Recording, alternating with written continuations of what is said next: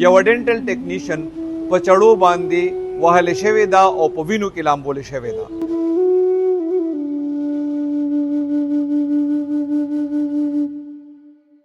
خو چې بیا موږ کتو دا ګیټ دا شیشه میشه ماته شوې وه او ګیټ هم کولیاو نه دی د شیشې ته جانماز ایښی او چې ښکاري نه.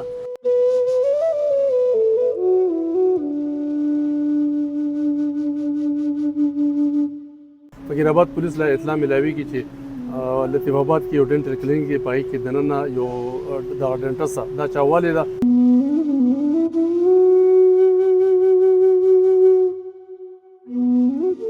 بسم الله الرحمن الرحیم. السلام علیکم.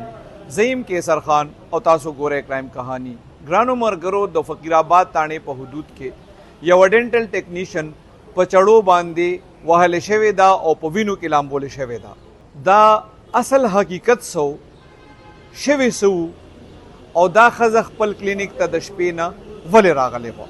دا د دوو بچو مور وه او تقریبا دواړه بچي چې کوم دي هغه لوی دي.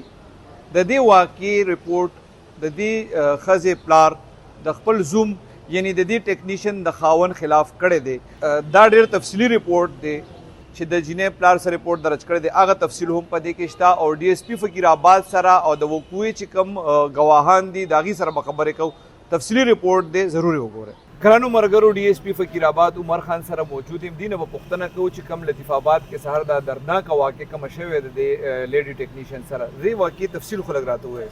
بسم الله الرحمن الرحیم. دا نن سهار تقریبا سکم 7 بجې فقیر آباد پولیس له اطلاع ملاویږي چې لطیف آباد کې یو ډینټل کلینیک دی، په هغې کې دننه یو دغه ډینټسه دا چاوالی ده او زخمي حالت کې ریسکو 1122 هسپتال له رسولې ده. دا په څه وهلی شوې ډز باندې وکړه؟ نه، د چاقو په ورته دا زخمي شوی دی او په تشویشناک حالت کې الارت هسپتال له وړی. کله چې پولیس بیا هسپتال ته لاړل نو بیا د دې رپورټ چا طرف نه شوی دی او څه رپورټ شوی دی؟ کله چې اطلاع ملو شو نو فقیر آباد پولیس فوراً دوه ټیمان جوړ کړل، یو لاړلو سپاټ له او بل هسپتال له ولېږلو. هسپتال کې عبدالکریم دی، د سباګل والد صاحب دی، د هغه مدیریت کې مقدمه هغه شوه درج رجسټر شوه. هغه وجه څه یاده کړې او دعوې په چا کړې؟ هغه دا یادوله چې زما زوم دی جهانګیر، اکثر وخت د دې به کورنۍ داسې ناچاکۍ وویره سوه او تېره شپه هم د دوی او د ښځې او د خاوند په منځ کې تلخ کلمي وغیره وشوله. هغې نه بعد دا بیا لاړله د خپل کلینیک د شپې ویل کېږي داسې چې د شپې بیا هلته خپل کلینیک له دا لاړه او سهار بیا خلکو ته پته ولګېده؟ سهار بالکل داسې سکم 9 بجې بیا خلکو له پته ولګېده چې د هغې کې دننه وقوع شوې ده. اطلاع وشوله او اطلاع بیا راله ریسک 1122 والا رال هغې بیا ویوړله. د دې ښځې ایج څومره و او د دې بچي څومره دي؟ د دې عمر دی تقریبا 35 سال دی او 2 بچي دي، یو هلک دی یو جینۍ دی، د 14 کالو 14 کالو 2 بچي دي. د دې خو ډینټل کلینیک د دې خاوند څه کار کوي اوسه پورې چې په چا دعوه شوې ده؟ څه معلومات شوي دي؟ هیلث جهانګیر هغه د محکمه هیلث کې دی او ویل کېږي داسې چې نن سبا ایرپورټ کې دی ایز ا ټیکنیشن کار کوي. د زنانه حالت اوس څنګه دی؟ چې هغه په هسپتال زنانه خو په هسپتال کې او تشویشناک حالت کې ده. بیهوشه پرته. د ملزم د گرفتارۍ دپاره اوس څه کوشش وکړو؟ ملزم گرفتارۍ لپاره انشاءالله هلې ځلې شروع دي او چې کوم ځای کې ممکنه ټیکانې دي په هغې به انشاءالله موږ چاپه کوو او امید لرو چې زر تر زره چې کوم ککړ ملزم دی هغه زر تر زره د هغې گرفتاري ممکنه شي. انویسټیګیشن اوسه پورې چې کم شوی دی د دې کلینیک نه څه شواهد یا داسې ملو شوي دي یا دغلته نور داسې څیزونه چې مخکې وروسته داسې کیمرې شته. انویسټیګیشن ټیم زموږ لګیا دی ابتدایي توګه باندې، خو دلته نه صرف وینه ملو شوې او ډېره زیاته وینه نو ویل کېږي داسې چې دا لکه چاقو باندې ویله او ډېر ټایم دا پرته وه وینه ترې ډېره زیاته تللې ده. دغلته داسې څه څیزونه شته کیمرې وغیره چې پولیسو ته شواهد ملو شي؟ بالکل مخکې وروسته کیمرې شته دی او پولیس لګیا دی. که دې وقوعه کې بل سړی ککړ وي نو انشاءالله به د قانون په دایره کې زر تر زر راځي. ورور دا راته ووایه دا واقع چې څه ټایم شوې وه او ته وایې چې دغه ټایم راوتې وم، دا کیسه راته وکړه چې خلک څنګه خبر شو چې دې کې زنانه ده؟ دا خو شپږ داسې شل باندې شپږ بجې وو چې موږ روټوپ سې راووتلو نه دی او دې دوکان نه اوازونه راتلل لکه خرار ډېر زیات و نه دی نو موږ وویل که د بره نه اواز راځي. خو چې بیا موږ کتو دا ګیټ دا شیشه میشه ماته شوې وه او ګیټ هم کولیاو نه دی د شیشې ته جانماز ایښی او چې ښکاري نه. خو زه ځان له نه ورتلم، ما چې پته نه لګي پوډرین ورغلي څه چل دی. بیا مې ځان سره دغه فارمسۍ والا یو هلک دی هغه مې کو ځان سره او چې دغه شو هغه ورته ډېر دا ګیټ و او چې اواز مواز نه ورکو.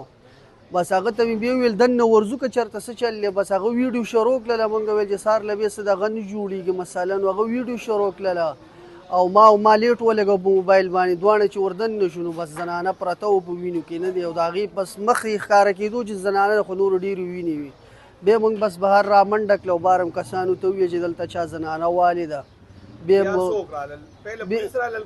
نه بیا له 112 ته ډایرکټ موږ رینګ ورکړو نه د هغې څه تقریبا 15 منټ کې داسې ټیم کې راورسېدل بیا هغې سره بس د هغې مو او د علاقې کسانو هغې اوچته کړله یا ویې وړله دا تقریبا 2 میاشتې بیا کېږي یاره غاښونو بس دغه کوي زنانه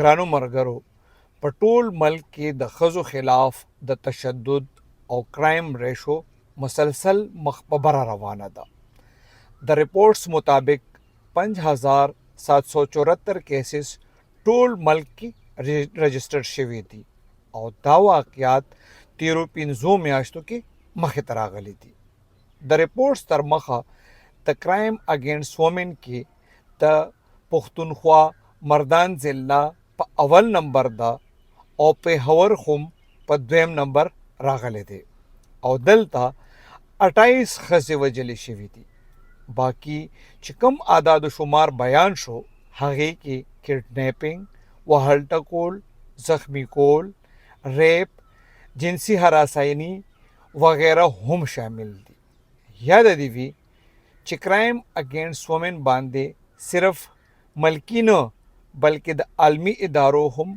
خاص نظر وي ګرانو کتونکو تاسو د ډي اس پی صاحب خبرې مو اورېدې او کومه جینۍ چې په بېهوشۍ حالت کې په هسپتال کې پراته ده د هغې پلار چې کوم رپورټ درج کړی دی هغه تفصیل هم دې موږ ته وویل پولیس د ملزم خلاف اف ای آر درج کړی دی او د هغه د ګرفتارۍ دپاره یې چاپې وهل شروع کړي دي الله دې وکړي چې دغه ملزم ګرفتار شي او دا کوم متاثره خاندان چې کم دی دې ته انصاف میلو شي او الله دې وکړي چې د ښځو او خاوندانو کورونه جوړ شي ځکه چې دا په دې لږو ورځو کې دا څلورمه پنځمه واقعه ده چې خاوندان لږې کېږي خپلې ښځې وژني